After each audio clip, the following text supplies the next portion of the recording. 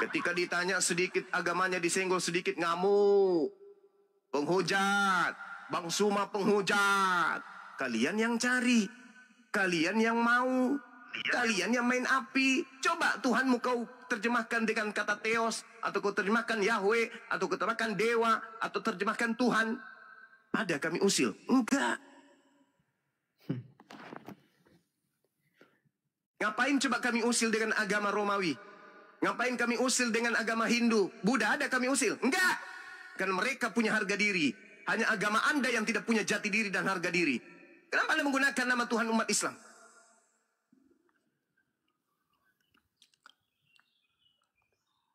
Kan Anda punya Tuhan sendiri. Namanya Yesus. Sudah ada Bapa, ada Tuhan, ada sembahan. Mau bahasa Arab, ada ilah. Mau bahasa Ibrani, ada Elohim. Mau bahasa Aramaik, ada Allah. Kenapa harus Tuhannya umat Islam?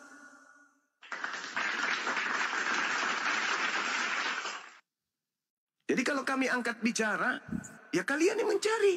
Coba ada nggak kami berdebat dengan orang Hindu? Ada? Tidak ada.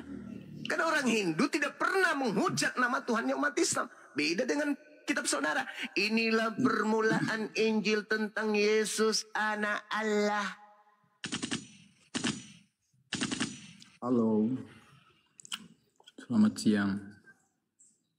Ya, siang. Ya, siang.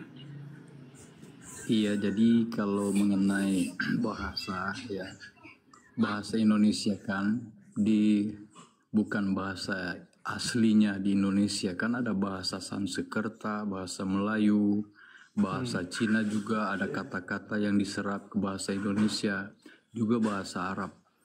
Kalau kata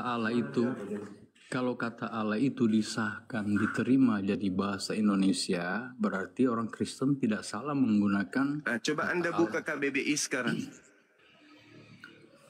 Jadi, coba Anda buka KBBI sekarang kalau Anda mengatakan itu sudah disahkan menjadi bahasa Indonesia. Buka KBBI. Sebutan Allah juga bahasa Indonesia yang sah. Bahasa kan tidak jelas. Bahasa dengar. Pakai Gusti. Bahasa yang resmi coba Anda buka KBBI. Berani nggak Anda buka? Enggak, saya cuma pakai satu handphone. Kalau dua handphone saya bisa. Habis ini Anda baca. KBBI menjelaskan Allah yang kalian baca Allah itu nama Tuhan dalam bahasa Arab. Kitab Anda di Indonesia ini bahasa Indonesia atau bahasa Arab? Iya, kita kan orang Indonesia. Iya, berarti jadi harus bahasa Indonesia kan? Iya, mana bahasa Indonesia? Terus kenapa nama Tuhan kalian larinya ke bahasa Arab? Iya kan, kalau Allah itu sah digunakan di Indonesia, ya berarti kan kita tidak melanggar. Kalau memang tidak sah, kata Allah itu apa? Sah digunakan untuk nama Tuhan dalam bahasa Arab. Iya, bahasa Indonesianya apa? Saya tanya Bang Suma. Tidak ada bahasa Indonesianya Allah, tidak ada. Nggak ada. Nah, jadi begini. Karena itu adalah nama lain, nama Tuhan. Dengar, ada nggak bahasa Indonesianya Suma? Tidak ada, karena Suma itu nama. Ada nggak bahasa Inggrisnya Suma? Tak ada, karena Suma itu nama. Masa nama diterjemahkan? Nah, jadi apa?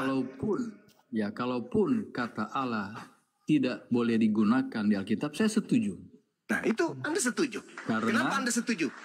Ya, karena Tuhannya Adam, Tuhannya Musa, Tuhannya Yesus atau Isa, itu di dalam Alkitab bukan Allah, tapi Yahweh. Bagus, pintar. Yahweh. Yahweh kalau diterjemahkan ke dalam bahasa Indonesia artinya apa? Tuhan, God. Tuhan. Itu pintar. Itu pintar. Berarti sudah dua orang Kristen naik ke sini mengakui bahwa nama Tuhan Kristen itu adalah Tuhan, God, bukan Allah. Berarti ini sudah benar ini. Kalian menggunakan kata Allah itu hanya untuk misi kristenisasi, untuk memurtadkan orang, untuk menyamakan sembahan Anda dengan sembahan umat mayoritas.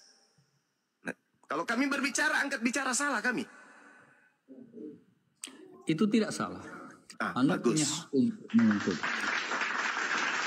Jadi jangan marah kalau kami setiap diskusi nyenggol agama Anda. karena Anda yang menyediakan wadah itu. Anda yang mau Tuhan Anda dibahas. Anda yang mau kitab Anda dibahas. Anda yang mau agama Anda dibahas. Andai saja agama Anda itu punya harga diri, jati diri, sebagaimana agama-agama lain. Maksud dalam hal ini adalah tidak mengambil istilah Al-Quran. Maka kami, orang Islam, tidak mungkin mau terlibat lintas agama berdebat. Untuk apa? Kami tahu Tuhan kalian manusia. Kami tahu. Tapi justru karena kami tahu Tuhan Anda manusia, lantas menggunakan kata Allah, inilah terjadi perdebatan panjang lebar. Tapi kalian itu selalu merasa korban. Inilah ajaibnya. Ya, betul. Cuma izin. Kalau selain kata Allah, boleh enggak? Boleh. Silakan aja Anda gunakan. Maksudnya kata lain, misalnya Rasul, Injil misalnya gitu, selain kata Allah. Kalau Rasul itu kan utusan, silakan. Tapi ingat, Rasul itu bahasa Arab. Bukankah kitab Anda diterjemahkan ke dalam bahasa Indonesia, bukan ke dalam bahasa Arab? Iya, maksudnya Rasul yang bahasa Indonesia, bukan Rasul. Mana ada Rasul Arab. Bahasa Indonesia, Cak Ayu? Mana ada? Ada-ada aja. Berarti semua nanti dihapus semua atau kalau? Ya, maka dari itu orang Hindu bisa berdiri tegak. Mereka tidak ada istilah Al-Quran di dalamnya. Bisa kok berdiri tegak. Orang Barat, agamanya juga Kristen, tegak mereka. Nggak ada kitabnya dalam bahasa Inggris, bahasa Arab, nggak ada. Hanya Kristen usil di Indonesia ini yang usil terhadap kami, umat Islam. Kristen di Barat hebat-hebat kok. Tanpa harus menggunakan istilah Arab, tanpa harus menggunakan istilah Al-Quran. Tapi di Indonesia ini selalu jadi korban. Dia tidak sadari bahwa selama ini dia sudah menjajah secara akidah kepada saudaranya Islam. Misalnya Bang Cuma, kata syahadat. Nah, itu kan juga serapan tuh. Boleh dipakai juga enggak? Bung, halo. Bung, silakan terjemahkan kitab Anda ke dalam bahasa Indonesia. Tidak ada yang larang. Yang kita komplain di sini adalah ketika orang Kristen mengatakan kami penista, kami penghujat. Sedangkan perdebatan ini terjadi karena kalian. Kalian yang memancing kami. Dengan cara apa? Dengan cara kalian mengambil istilah Al-Quran ke dalam kitab kalian. Habis itu kalian gencarkan gerakan pemurtadan, kristenisasi. Wajar nggak kalau kami angkat bicara? Wajar. Iya, Bang. Jadi kalau kami Kristen akan menggunakan Yahweh, ya, berarti kami Kristen tidak akan menganggap bahwa Allah itu Tuhannya Adam, Tuhannya Musa, dan Tuhannya Yesus. Kami tidak akan anggap begitu, berarti Tuhannya Yesus, Musa, Adam itu lain. Tidak boleh kalau silakan. Toh itu yang terjadi. Selama ini kalian hanya menggunakan kata Allah sebagai aksesoris untuk pemurtadan.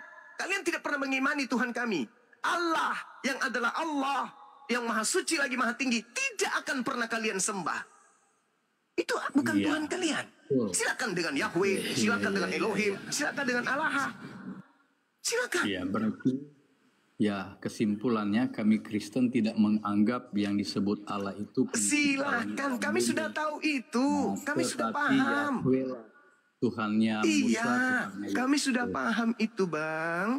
Orang Kristen tidak mengakui Allah, tapi digunakan kata Allah. Allah disebutnya Allah demi untuk kamuflase aja, bukan untuk menuhankan. Sama seperti Paulus. Paulus juga dalam 1 Korintus 9:20-21 ngaku-ngaku sebagai penganut Taurat, meskipun aku bukan penganut Taurat, supaya aku banyak memenangkan orang-orang yang menganut Taurat. Kami paham itu. Kalian hanya menggunakan itu sebagai tameng untuk nyamar-nyamar. Ya, aku mengutus kau seperti domba di tengah-tengah serigala. Itu sudah jelas itu amanat. Coba Anda baca Filipi 3 nomor 8. Tentang Yesus, mau diberitakan dengan maksud mengelabui, menipu, ataupun dengan jujur, aku Yesus tetap bersuka cita. Jadi memang ada tujuan untuk mengelabui. Kami tahu, kalian tidak menyembah Allah. Kami tahu, kami paham. Kalian hanya mengambil nama Allah ini untuk kamuflase menutupi agama Kristen, supaya muncul seperti keislam-islaman, agar umat Islam bisa terpedaya menganggap kalian itu adalah sama seperti kami. Apa tujuannya Kristen menggunakan kata Allah, sementara Allah adalah bahasa Arab? Coba. Anda ingin mengatakan Allah itu bahasa Indonesia? Tidak ada kata Allah itu bahasa Indonesia, nggak ada. Ada kata Allah, tapi semisal atau seperti atau seandainya atau seakan-akan. Atau dalam bahasa Yunani, bahasa Ibrani, Allah artinya tetapi. Dalam bahasa Ibrani Allah artinya sumpah serapah. Yang mana yang Anda gunakan ini? Bahasa Arab, bahasa Ibrani, bahasa Yunani, atau bahasa Indonesia? Bahasa Indonesia Allah artinya seakan-akan. Bahasa Arab artinya itu adalah nama Tuhannya umat Islam. Bahasa Ibrani itu artinya sumpah serapah. Bahasa Yunani artinya tetapi. Yang mana yang Anda gunakan? Ya, yang benar berarti Yahweh. Jadi, nah itu Tuhan Anda. Berarti kalau Anda mengatakan yang benar adalah Yahweh, berarti Bible secara nasional mengalami kesalahan. Agama yang kitabnya punya kesalahan berarti bermasalah. Kitab suci yang bermasalah sama dengan agama itu bermasalah. Dah, selesai. Ya, baca di sini. Yesus itu bukan Isa lain ya, Yesus lain. Langsung selesai. Wastabikul khairat. Langsung selesai. Ya, selesai. Jangan langsung selesai gitu toh. Kan cuma satu kata itu. Anda lagi mengatakan Yesus itu bukan kemudian Nabi Isa alaihissalam. Tapi anehnya Bang, iya anehnya Bang, yang mengajarkan kata Injil itu adalah Isa. Yang mengajarkan kata Rasul itu adalah Isa. Itu aneh. Anda mengatakan Nabi Isa bukan Yesus, tapi ajaran Isa kalian ambil. Gimana dong? Tapi kan, ini Abdullah atani Alkitab. Nah, kata Alkitab kalian ambil. Padahal itu adalah ucapan Yesus, ucapan Nabi Isa. Ini Abdullah atani Alkitab wa ja'alani nabiyan. Kata Nabi kalian juga ambil. Padahal itu ucapan Nabi Isa. Kata Nabi emang bahasa Arab kan? Yes, itu tadi barusan saya baca Al-Quran surah Maryam. Ya udah Rasul aja kita. Saya hapus. Rasul juga bahasa Arab. Rasul juga bahasa Arab. Kalau Apostolos dalam bahasa Yunani. Bukan bahasa Arab. Apostolos dalam bahasa Yunani. Terjemahan apostolos ke Indonesia artinya utusan. Kenapa larinya ke bahasa Arab? Bahasa Arab. Bahasa Arab untuk orang Arab, bukan untuk orang Indonesia. Kita orang Indonesia kok. Nah, kitabmu diterjemahkan ke dalam bahasa Arab atau bahasa Indonesia? Kan bahasa Indonesia mengakui ke bahasa Indonesia. Terus kenapa masih menyisipkan istilah-istilah Arab yang adalah hal yang fundamental dalam iman Islam? Untuk apa? Apa tujuannya? Ya kalau Nabi itu digunakan di Indonesia sebagai bahasa Indonesia, apakah Anda melarang kalau digunakan sedangkan sudah dijadikan bahasa Indonesia? Kan lucu kau ini. Sekarang Nabi itu artinya apa? Nabi itu kalau utusan. Enggak, bahasa Indonesianya Nabi apa? Ya udah baca aja di kamus. Nah, inilah Bung, agama yang kocak ya begini. Kitab saudara diterjemahkan ke dalam bahasa Indonesia. Tapi ketika melihat mayoritas umat Islam, kitab Anda dibuat se-Islam-Islam mungkin. Untuk apa? Apa tujuannya? Kira-kira apa tujuannya? Biar gampang dimengerti, Bang. Untuk biar gampang dimengerti. Biar gampang dimengerti. Biar gampang dimengerti. Aduh, parah. Bang Andi. Ya biar mudah dimengerti toh. Alamak, biar mudah dimengerti. Mengerti siapa? Ya, dimengerti oleh siapa? Ya oleh orang oleh sini siapa? yang kita budaya bahasa Orang sini. Orang sini itu siapa? Orang Indonesia lah. Orang Indonesia maksudnya di situ siapa? Ya orang-orang yang baca, orang Indonesia yang baca. Berarti mayoritas agamanya apa? Kalau mayoritas kan sekarang Muslim. Berarti tujuan 80%. menulis seperti itu, seperti yang Anda sampaikan, supaya mudah dipahami oleh umat Islam. Betul? Iya betul. Iya. Itu udah dijawab. Tepuk tangan dulu teman. Semuanya tepuk tangan. Semuanya tepuk tangan. Setelah udah ketahuan kan, udah ketahuan tujuannya supaya mudah dipahami oleh umat Islam agar umat Islam bisa masuk jadi pemeluk agama Kristen. Dah. Ya jangan gitu kan, nggak ada paham. Udah selesai kita. Berarti betul apa yang kami perjuangkan selama ini betul, menghindari umat Islam dari gerakan pemurtadan. Dah selesai. Silakan dia beralih sahabat-sahabat yang lain. Dan juga tuh Pak. Habis dulu saya sebentar Bang Handi, silakan. Baca Pak nanti WA itu karena bisa ajukan pertanyaan satu saja. Ntar dulu belum kelar ini, saya baru masuk. Mau nggak Bro Admin sama Pak Kris ini mau nggak kalian ini berdua atau semua Kristen yang lain menjadi Kristen punya jati diri, mandiri dan punya harga diri? Mau nggak kalian berdua begitu? Lu mau tuh ya. Mau, baik. Bagaimana caranya punya ciri khas jati diri? Bagaimana caranya? Ya kalau kira-kira Alkitabnya membuat bersinggungan ya diperbaiki lah gitu. Kalau kira-kira enggak ya nggak apa-apa. Kalau bersinggungan ya mending diperbaiki. Kris lagi, bagaimana caranya Anda jadi Kristen punya jati diri dan harga diri? Ya kalau punya harga diri itu kan kita harus berpendirian apa yang kita imani. Oke, baik. Pertanyaan kedua. Apakah bahasa original teks Bible Anda bahasa apa? Khusus perjanjian baru, bahasa apa? Yunani. Yunani udah cukup, jangan dulu panjangin. Yunani. Oke. Kalau sekiranya, atau bahasa Ibrani kenapa? Ya nggak ada masalah. Ini saya nanya jawab. Yunani ya. Terus? Bisa nggak kalian ini punya jati diri ke Yunanian sebagaimana original teksnya? Aku soalnya nggak ngerti Pak. Tidak bisa. Nggak ngerti. Karena saya harus jelaskan seperti ini Bang. Tidak bisa, udah dijawab. Karena udah dijawab, jangan dijelasin. Jadi Anda tidak mau ke Yunanian. Ya kita kan. Oke, pertanyaan selanjutnya. Dengerin pertanyaan selanjutnya. Pertanyaan selanjutnya.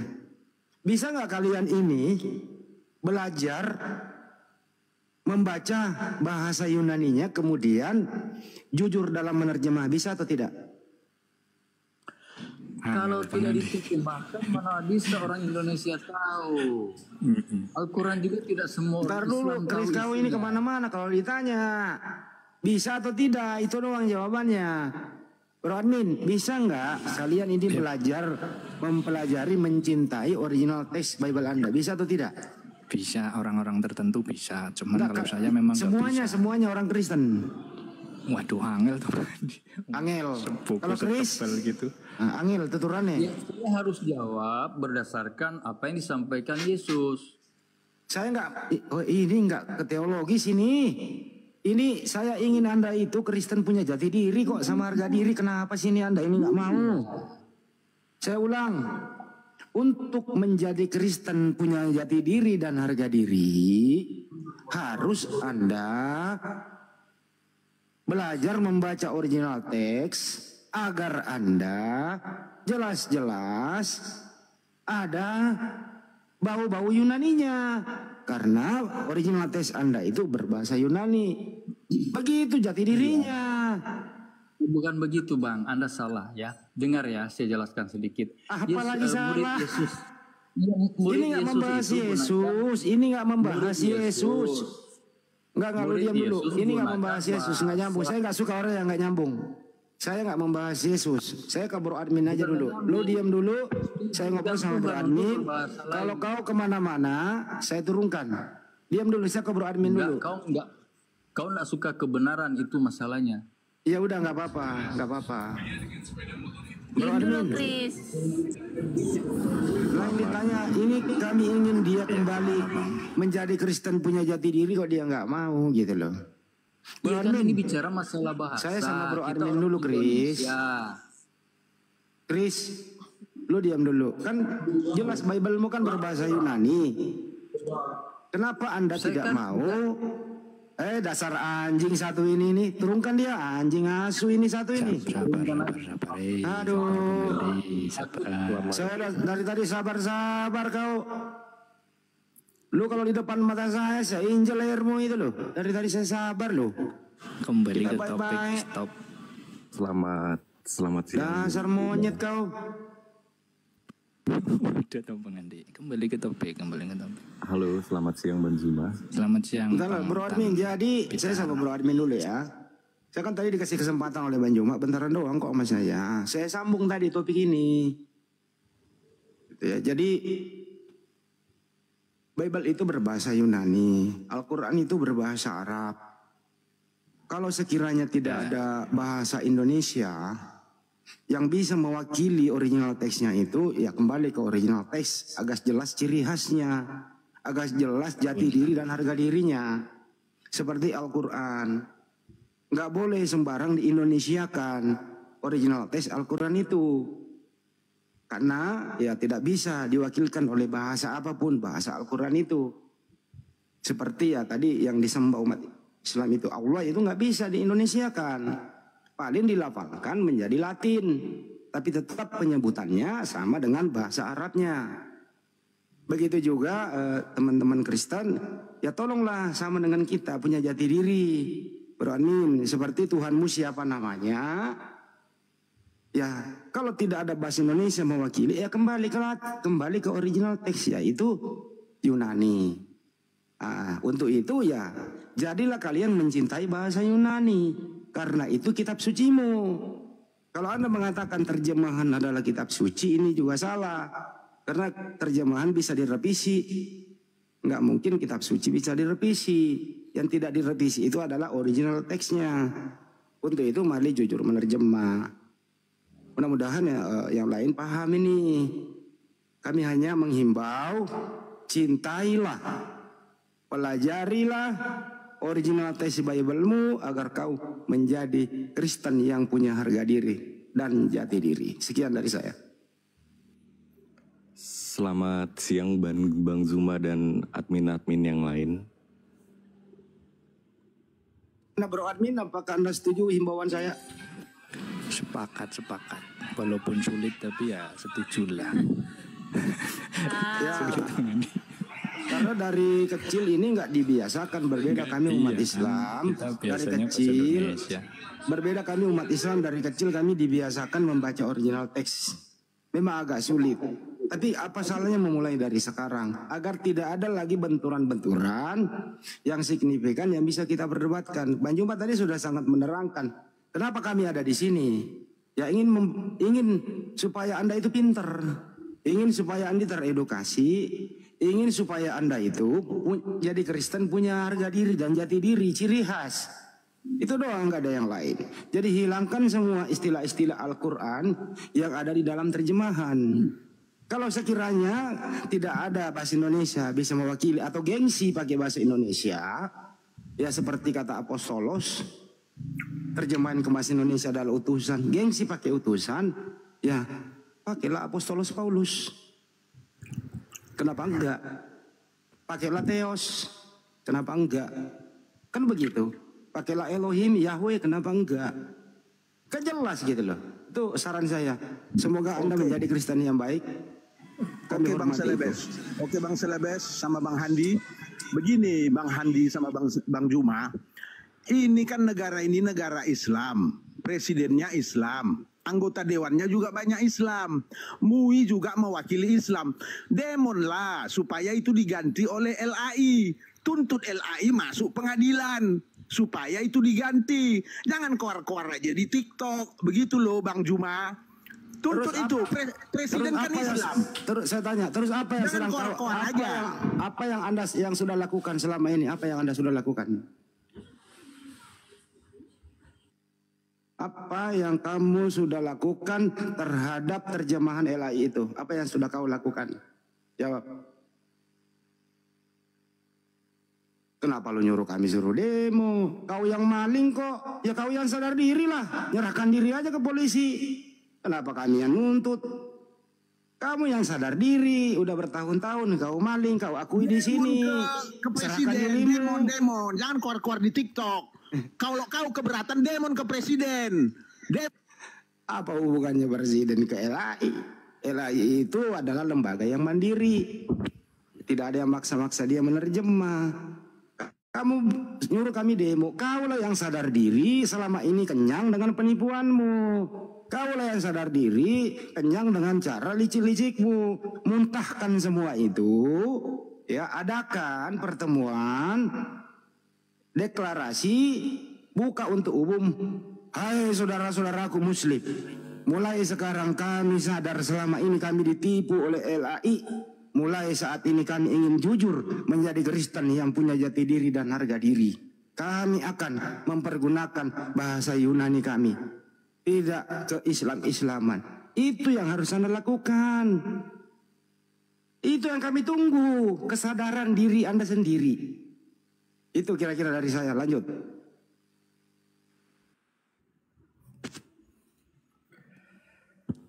Assalamualaikum warahmatullahi wabarakatuh. Waalaikumsalam warahmatullahi wabarakatuh. Selamat siang. Bang Tapitar silakan. Bang Andi itu Bang Tapitar disapa.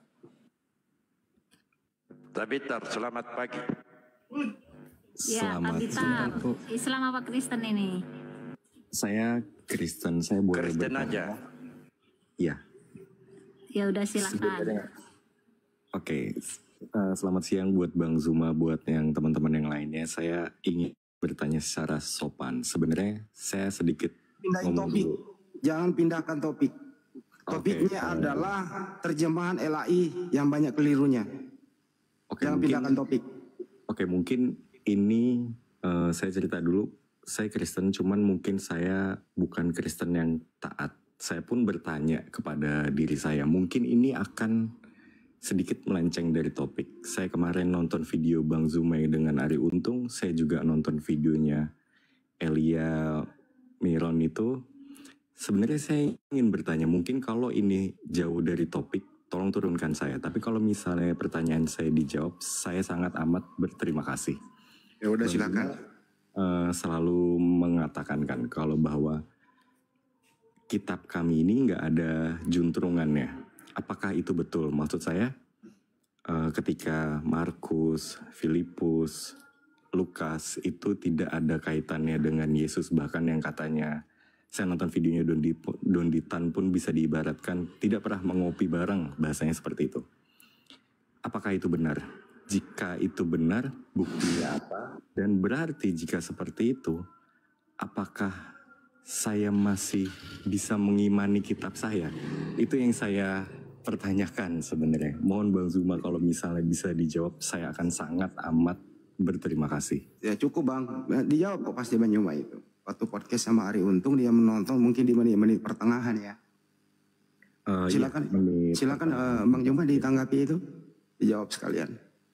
Mudah-mudahan Bang Zuma masih ada nih, tidak ke belakang. Karena saya juga ada mendengarkan di situ. Bang Zuma, sabar ya. Iya, nggak apa-apa Pak. Saya tunggu kok. Karena ini juga penting juga dalam hidup saya. Saya juga nggak mau salah arah di hidup saya juga. Saya ingin tahu kebenarannya dari dua sisi sih Pak. Ini di bawah ini saya suruh diem. Bang Zuma kan nyerahin ke saya tadi. Bang Zuma aktivitas. Ini lagi saya panggil. Oh iya Pak. Kenapa banyak sekali moderator di bawah ya? Suruh saya diem ya? Nah sekarang kalau saya diam semua dong. Gimana? Di bawah ayo diam semua. Bang Handi. Ayo diam semua. Ayo. Ayo diam yuk. Jangan toh Bang. Jangan begitu Bang Handi. Marahan ini Bang Handi lagi sensitif ini. Enggak, cuman kok suruh diam gitu. Bang Zuma lagi kata dia kan saya dengar. Lanjutkan dulu saya ke belakang. Kan gitu. Itu ya. Tadi maksud pertanyaannya diperjelas itu Bang Andi. Masuk pertanyaannya saya paham. Materinya di sana itu ini juga misionaris isinya di sana. Markus, Lukas, terutama Lukas ya yang sorotannya bahwa itu bukan kan murid Yesus. Dari mana Lukas mendapat informasi untuk menulis, sedangkan Bible itu ditulis, Yesus kan sudah nggak ada di muka bumi, baru ditulis kembali. Yesus Masih waktu mengajarkan itu kan cara oral, tidak ada murid yang menulis. Setelah nggak ada baru dicari kembali, baru disusut. Lukas sendiri itu kan mengadakan penelitian terus mencari saksi-saksi ditanyain, kemudian dia tulis. Makanya tulisan Lukas itu berbeda sendiri dibanding dengan yang lain. Ada yang sama, ada yang tidak sama. Ada yang copy paste, ada yang tidak. Nah kalau Anda beriman di situ nggak ada masalah, imankan saja di sana. Kita imbau, ya Anda beriman, Anda mengimbau, ya silakan Manjuma udah balik, silakan. Tadi ada pertanyaan buat saya ya, sorry. Iya, mengenai podcast Hari Untung, Lukas, Matius dan seterusnya itu, silakan. Baik. Jadi ketika saya ditanya, saya mengawali pernyataan saya ini kemudian dengan Al-Quran surah Al-Baqarah, jadi ayat 178 dan 179. Sebelumnya salam kenal dulu Bang ya, Bang siapa namanya, Tambitar ya. Selamat siang Bang Zuma, nama saya Rena. Iya. Mohon maaf saya pakai saya tidak punya Bang Rena. Tapi saya buat untuk nanya Bang Zuma, mohon maaf sebelumnya. Baik saudara ya, jadi salam kenal juga. Nah di Al-Quran ini kenapa kami membaca Bible, karena itu tadi ini kenapa Bible ini kok masuk ke ranah Islam gitu ya. Setelah kami pelajari dan kami ngangkat suara, ternyata banyak orang yang kesetrum. Al-Quran menjelaskan begini, A'udzubillahi minasyaitonirrajim, wa minhum ummiyuna la ya'lamuna al-kitaba illa amaniya wa inhum illa yazunnun. Di antara mereka ada yang buta huruf, tidak memahami kitab sebelumnya kecuali hanya berangan-angan dan mereka hanya menduga-duga. Wailul lil ladzina yaktubuna al-kitaba bi aydihim thumma yaquluna hadza min indillah liyastaru bihi thamanan qalila. Maka celakalah orang-orang yang menulis sebuah buku dengan tangan mereka sendiri kemudian berkata ini dari Allah, padahal itu bukan dari Allah. Ini dulu. Nah, untuk membuktikan itu kemudian saya sendiri ketika belajar tentang Bible, saya mencari referensi kapan Markus ini ditulis, kapan Matius dituliskan, kapan Petrus dituliskan, kapan Yohanes dituliskan, kapan kitab Lukas dituliskan, dan kitab-kitab ini dituliskan untuk peruntukan siapa. Nah, data awal yang saya temukan kemudian adalah Markus ditulis di tahun 64 sampai 67 Masehi. Menurut Agustinus dari Hippo, gereja mula-mula berpendapat kitab Markus ini itu awalnya ditulis oleh orang yang mengaku namanya dengan nama Matius. Yang pertama. Sedangkan kitab Matius itu sendiri, kesaksian semua bapak-bapak gereja awal mula pada tahun 130 Masehi, ada yang menduga bahwa kitab Matius ini ditulis oleh orang lain yang hidup di tahun 80 Masehi setelah Yesus wafat. Namun penemuan naskah papirus itu kemudian sorry. Aduh, sorry ya, bentar ya. Kasih aku sarung satu. Sabar ya teman-teman. Kemudian di situ dikatakan di naskah papirus mengatakan bahwa kitab Matius itu dituliskan di antara tahun 66 Masehi. Petrus dituliskan tahun 65 Masehi. Namun ada yang berkata bahwa kitab Petrus ini ditulis antara tahun 81 sampai tahun 96 Masehi. Kalau kitab Yohanes sendiri, saya kira teman-teman Kristen pun tahu itu dituliskan antara tahun 40 sampai tahun 140 Masehi. Lukas dituliskan diperkirakan antara tahun 80 sampai 85 Masehi. Ada yang mengatakan bahwa ditulis di tahun 62 Masehi. Nah, sedangkan kisah para rasul itu tidak diketahui tahun berapa. Kalau kitab Wahyu dituliskan antara tahun 90 sampai tahun 96 Masehi. Nah, itu Anda boleh mencari dimanapun sumber yang bisa Anda gunakan, tinggal Anda bertanya di sana, Markus kapan dituliskan, Matius kapan dituliskan, Anda akan disajikan data-data yang Anda butuhkan. Kemudian, terkhusus kepada surat-surat Paulus, kalau kitab Roma itu dituliskan antara tahun 55 sampai 57 Masehi. Kitab Korintus itu dituliskan antara 55 sampai 57 Masehi. Filipi tahun 60 sampai 62 Masehi. Kemudian Kolose ditulis antara tahun 60 sampai 62. Kemudian Galatia ditulis antara 55 sampai 57. Dan juga Filemon ditulis antara 60 sampai 62 Masehi.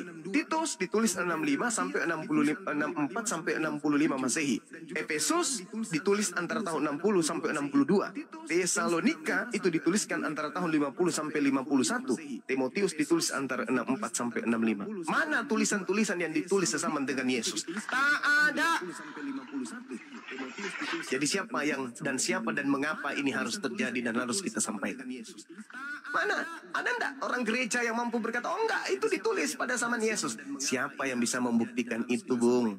Sedangkan menurut analisa gereja, tahun-tahun yang saya sebutkan itu adalah tahun-tahun penulisan kitab yang Anda anggap suci, yang Kristen anggap suci. Padahal Yesus berkata nih, di dalam pengakuan penulis kitab Yohanes 17 nomor 8, segala firman yang engkau berikan kepadaku telah aku sampaikan kepada mereka. Berarti sebelum Yesus terangkat ke langit, firman yang menjadi jatah beliau kepada Bani Israel semuanya sudah disampaikan kepada pengikutnya. Nah, sekarang pertanyaannya, siapa yang menghafalkan ucapan-ucapan Yesus? Siapa yang menghafalkan ucapan Yesus ini? Itu yang jadi pertanyaan saya juga, Bang Zuma, sebenarnya. Siapa yang menghafalkan ucapan-ucapan Yesus? Nah, kalau saya juga mempertanyakan hal ini juga, hal yang lain. Contoh misalnya, kenapa di kita itu tidak mengimani nabinya orang Muslim, Nabi Muhammad? Karena alasannya yang kemarin, ini pun alasannya bukan saya ambil, karena saya tadi udah bilang bahwa saya bukan Kristen yang taat. Tapi kemarin saya ambil jawabannya, saya lihat videonya Elia itu, dia bilang bahwa di Injil itu tidak tertulis bahwa intinya Nabi harus turun di Israel. Alasan itulah kenapa kita nggak mengimani nabinya orang. Perbaiki dulu suara YouTube, takutnya doubling. Intinya siap. Karena kita nggak mempercayai nabinya orang Muslim karena Elia itu bilang bahwa nabi itu hanya turun di bangsa Israel. Apakah itu betul, Bang Zuma? Gimana Bang? Alasan kita nggak mengimani Nabi Muhammad itu karena Elia itu bilang nabi itu hanya turun di bangsa Israel. Nah, pertanyaan saya, apakah itu betul tertulis seperti itu di Alkitab? Itu nggak ada. Justru Yesus berkata di dalam kitab saudara, dikatakan oleh Yesus, kerajaan Allah akan diambil daripadamu di Matius 21 dan akan diberikan kepada bangsa lain. Ulangan 34 nomor 10, tidak akan ada lagi nabi yang diutus oleh Tuhan dari tengah-tengah bangsa Israel yang sama seperti Musa. Kalau begitu adanya, lalu siapa nabi yang diutus yang sama seperti Musa di dalam Ulangan 18 nomor 18 sampai nomor 19?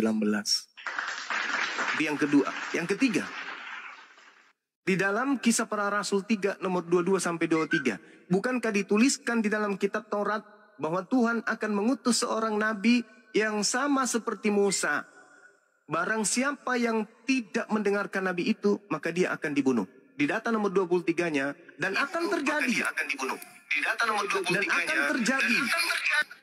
Siapa yang tidak mendengarkan apa yang disampaikan nabi itu akan dibunuh. Sekarang, itu terjadi di mana?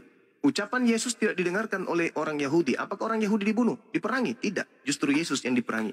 Berarti ada nabi yang sama seperti Musa, di mana siapa yang tidak mendengarkan ucapan nabi tersebut, maka dia akan dibasmi. Siapa nabi itu?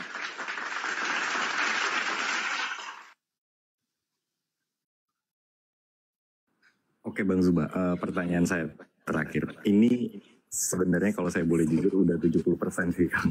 Maaf sebelumnya. Ini pertanyaan saya terakhir. Jikalau saya bahasanya login ke Islam, apakah saya harus tetap mengimani Yesus? Jadi gini Bung,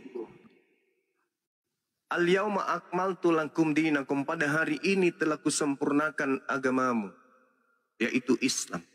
Kalau Islam itu sudah sempurna, berarti kita tidak membutuhkan lagi kitab lain.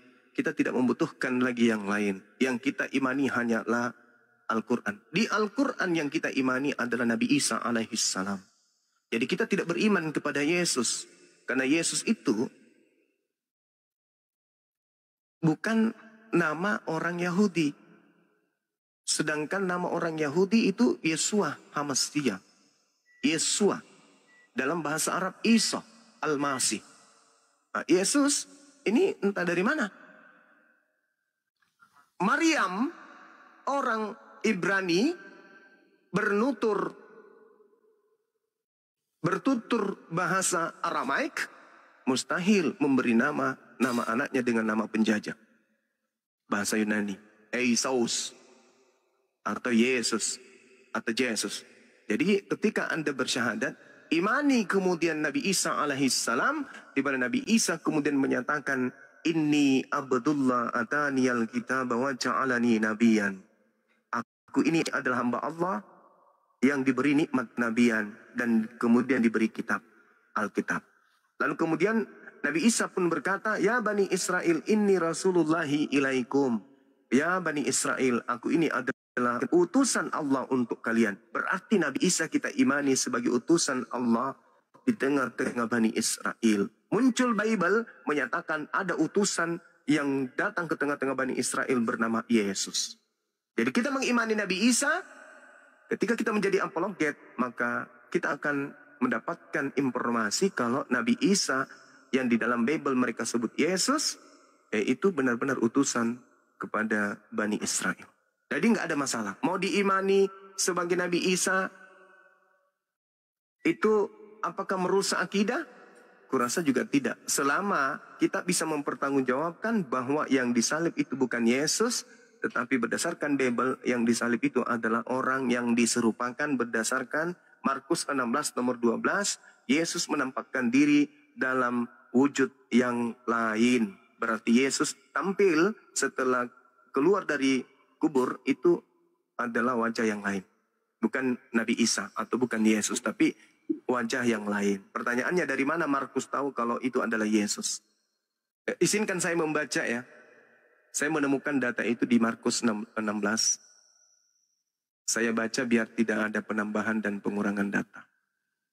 Sesudah itu Yesus menampakkan diri dalam rupa yang lain kepada dua orang dari mereka ketika keduanya dalam perjalanan keluar kota. Pertanyaan saya, dari mana Markus yang dituliskan jauh setelah Yesus terangkat mengetahui bahwa yang muncul itu adalah Yesus dalam bentukan yang lain? Sampai hari ini tidak ada jawaban. Silakan Bang. Oke, berarti kesimpulan yang saya tangkap, ketika saya mudah-mudahan saya pindah Muslim, saya tetap harus mengimani Yesus sebagai Nabi Isa ya, Bang Zuma. Kalau saya salah, tolong salahkan saya. Nah, berarti saya juga harus mengimani Nabi Muhammad sebagai Nabi yang, kalau di Muslim kan Nabi yang terakhir ya Bang Zuma katanya. Iya, betul. Oke. Berarti perbedaannya di Islam dan Kristen itu adalah di Yesusnya atau Nabi Isa-nya. Orang Muslim itu mengimani Yesus itu sebagai Nabi, dan kalau di Kristen itu kan kami menuhankannya. Nah, berarti perbedaannya ketika saya pindah Muslim, saya harus tetap mengimani Yesus itu sebagai Nabi kan, Bang Yesus. Benar nggak? Iya, betul. Betul. Yesus mengajarkan dirinya Nabi. Coba, Yohanes 17 nomor 3. Mohon maaf, hidup kekal. Ada perkataan Yesus yang bilang kalau dia itu utusan Tuhan nggak, Bang Zuma? Yohanes 17 nomor 3. Hidup kekal itu adalah mereka mengenal Engkau satu-satunya Tuhan yang benar dan mengenal Yesus Kristus yang Engkau utus. Berarti untuk mendapatkan hidup kekal, Yesus harus dikenal menurut Yesus sebagai utusan. Dalam bahasa Arabnya, La ilaha illa huwa wa ana Rasulullah. Mohon maaf Bang Zuma, ayatnya di mana Bang Zuma? Yohanes 17 nomor 3. Yohanes 17 nomor 3. Iya. Bahkan Yesus bersaksi Yesus bersaksi kalau dirinya itu adalah utusan Allah, itu tertulis di Yohanes 5 nomor 36. Tapi Anda buka dulu Yohanes 17 nomor 3.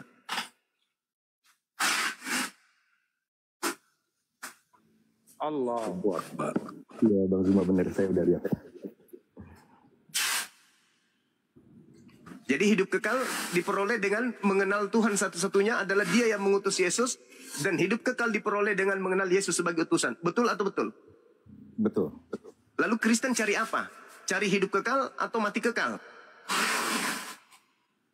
Saya nggak tahu Bang Zuma. Kalau Kristen mencari hidup kekal, sejatinya Yesus harus dikenal sebagai apa? Menurut Yesus? Utusan Tuhan. Utusan. Kalau begitu silakan masuk Islam. Subhanallah. Subhanallah, mantap. Subhanallah, Allahu Akbar. Pertanyaan saya terakhir Bang Zuma, mungkin ini bisa ngakhirin cerita panjang saya selama 2 tahun mencari kebenaran. Enggak, disimpulkan dulu ini bro. Tadi Anda udah mengakui Yesus Nabi ya. Lanjut. Untuk syarat masuk Islam gimana ya Bang Zuma? Masya Allah, lanjut Gurunda. Gimana Bang, gimana? Untuk syarat masuk Islam apakah untuk kalau di Kristen kan kita harus mandi, baptis. Kalau untuk Kristen, iya. Untuk Islam gimana Bang Zuma syaratnya? Di Islam syaratnya yang pertama itu adalah ridha, ikhlas, menyatakan tiada Tuhan selain Allah yang mengutus Abraham, Ishak dan Yakub dan juga Yesus, dan ridha, ikhlas mengakui bahwa Nabi Muhammad adalah Rasul utusan Allah yang terakhir. Itu aja syaratnya. Mohon maaf Bang Zuma, maksud saya apakah saya harus menemuin seseorang atau bagaimana? Kalau selama ini yang kami jalankan, kebetulan saya sendiri adalah ketua pembina dari ketua umum dari Mu'alaf Center Indonesia Makassar, dan juga sekaligus ketua pembina Apologet Islam Indonesia. Yang kami lakukan selama ini adalah mensyahadatkan teman-teman Kristen di sosmed seperti ini, melalui media online kayak begini.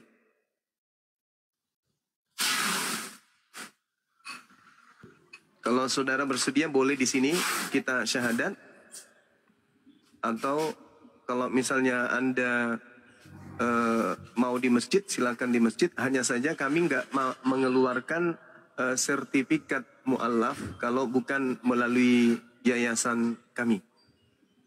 Saya noise ya? Iya Bang Juma, kerusak-kerusak. Nggak masalah noise-nya. Masih? Masih. No problem. Masih? Masih, tapi nggak apa-apa. Gurunda. Salah. Kok bisa ya? Tuh ada kerusak. Ada lakban di belakang, yang lakbang doang. Oh, Sadi lagi ngelakban. Sadi lagi lakban. Nggak apa-apa. Oh iya. Li, jauh-jauh ini ke lakbannya. Udah selesai kok, udah mau selesai. Gimana Jadi Bang Tandikar? Jadi persyaratannya kalau di media sosial itu, kebetulan saya yang megang selama ini, harus WA kepada saya, kepada sekretaris atau siapa anggota API WA, silakan kirim KTP-nya, terus kemudian tanda tangan di atas kertas putih yang bersih, dan harus open cam. Kemudian habis itu kita komunikasi, Anda posisi di mana, nggak nyampe 2 jam 3 jam tim akan menemui Anda, dan nggak nyampe sehari 2 hari sertifikat udah di tangan Anda. Yang itu tadi dikatakan Banyuma, kalau memang serius, ridho, ikhlas, ya itu persyaratannya mudah kok, itu memeluk Islam, nggak dipersulit. Kira-kira gitu. Posisinya Ki. Gimana ya? Kenapa Bang? Caranya open cam gimana ya? Caranya open cam nanti kita kasih minta follower untuk follow Anda biar bisa sampai 1000 pengikutnya gitu.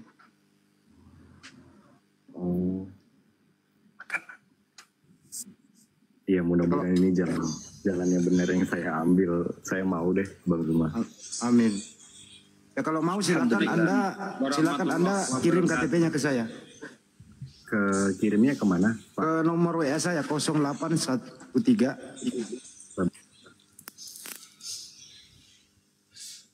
0813 ditambah, bisa dengar gak dia kalau gini? Ada yang tahu nomor saya di bawah, ditulis dong. Aku nggak bisa nulis sendiri. Bisa. Bentar. Ya, ditulisin nomor saya, Pak. Bentar. Saya lihat. Assalamualaikum, Pak Desugi. Waalaikumsalam warahmatullahi wabarakatuh. Assalamualaikum warahmatullahi wabarakatuh, saudaraku sekalian yang ada di Komal ini. Waalaikumsalam. Di teman-teman di bawah di follow dulu dia. Dia mau pengcamp, di follow dibantu supaya dia bisa pengcamp. Nomornya Bang. Lanjut. 0812. Enggak, yang ditulis aja di bawah dia, soalnya kalau